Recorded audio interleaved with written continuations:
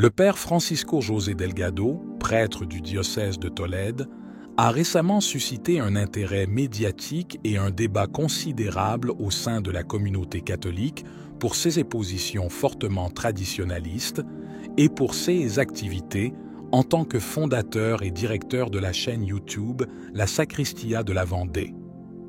Cette chaîne est connue pour son contenu qui s'inscrit souvent dans une vision conservatrice de la doctrine catholique et qui critique parfois ouvertement les orientations prises par l'Église sous la houlette du pape François. La question de savoir pourquoi peu de prêtres catholiques choisissent d'exprimer publiquement leur désaccord avec les directives de Rome soulève de profondes questions sur la nature de la dissidence au sein de l'Église catholique.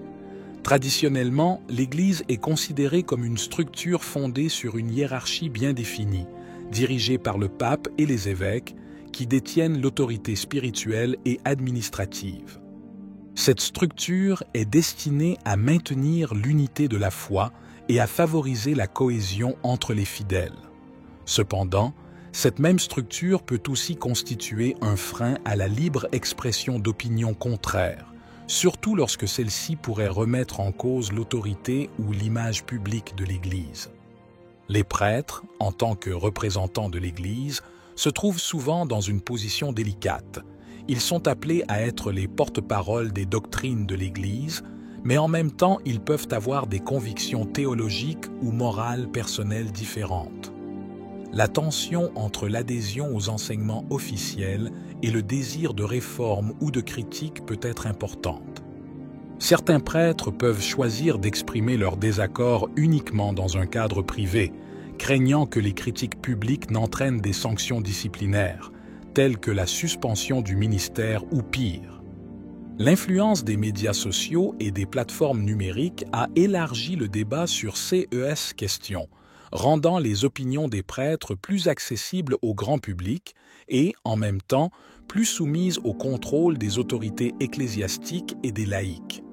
Cela a créé un nouvel environnement dans lequel la dissidence peut être à la fois plus visible et plus risquée. De plus, le contexte culturel et social actuel, qui valorise la transparence et l'intégrité personnelle, pousse certains prêtres à prendre publiquement position sur des questions controversées, quitte à entrer en conflit avec les orientations officielles de l'Église. 6 prêtres se retrouvent à naviguer dans un équilibre complexe entre fidélité à leur conscience et aux enseignements de l'Église et responsabilité envers les fidèles et la communauté ecclésiastique au sens large. La dissidence au sein de l'Église catholique, surtout lorsqu'elle est exprimée publiquement par un prêtre, peut entraîner un certain nombre de conséquences graves.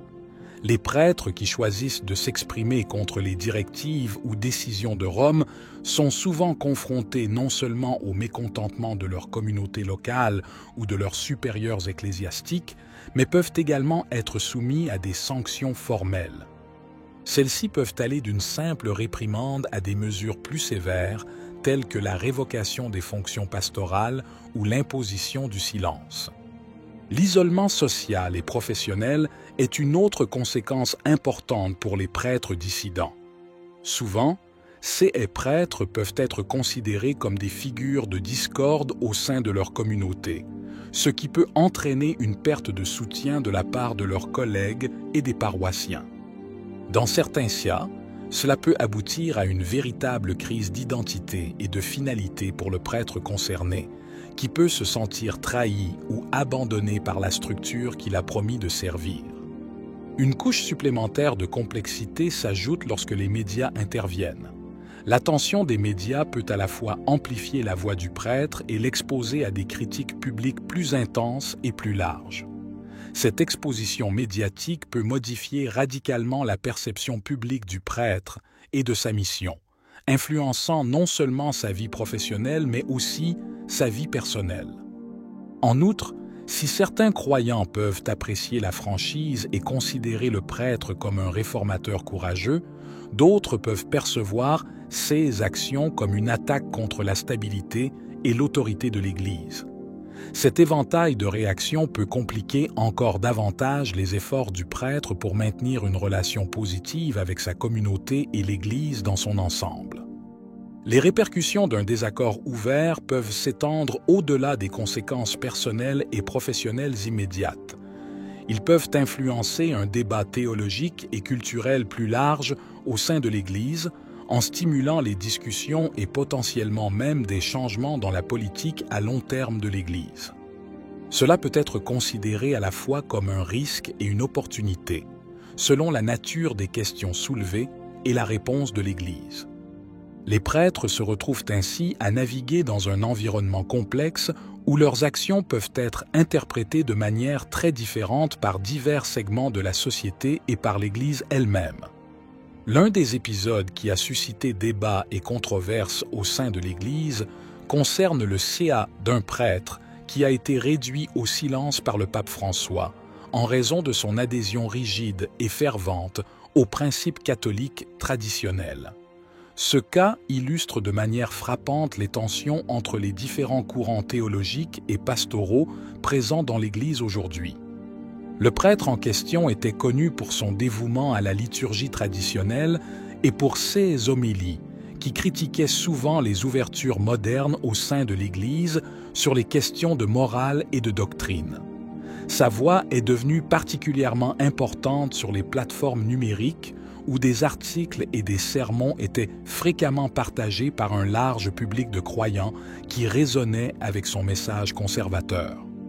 Cependant, sa fervente opposition à certaines des directives et ouvertures discutées pendant le pontificat du pape François, en particulier celles concernant la miséricorde et l'inclusion, a attiré l'attention non seulement des partisans, mais aussi des hautes hiérarchies ecclésiastiques. 6 déclarations publiques étaient perçues comme des défis directs à l'autorité du pape et à la direction dans laquelle le pontife essayait de diriger l'Église. La situation s'est aggravée lorsque, lors d'une émission de la chaîne, des commentaires controversés ont été tenus sur la santé et l'avenir du pape, souhaitant qu'il puisse aller au ciel le plus tôt possible. 6 propos ont suscité une vive réaction médiatique, certains médias interprétant ces déclarations comme un souhait implicite de mort du pape. Cela a suscité une vague de critiques et mis la chaîne et ses animateurs sous l'œil du cyclone. Face à cette situation et à la pression croissante, l'archevêque de Tolède, Francisco Cerro Chavez, est intervenu, demandant au père Delgado et aux autres prêtres concernés de modérer leurs commentaires et de s'aligner davantage sur l'approche pastorale promue par le Vatican. L'archevêque n'a pas fermé la chaîne YouTube, mais a demandé que le contenu soit ajusté pour éviter de nouvelles controverses. Malgré les indemnités, le père Delgado a annoncé sur Twitter, maintenant appelé Plateforme.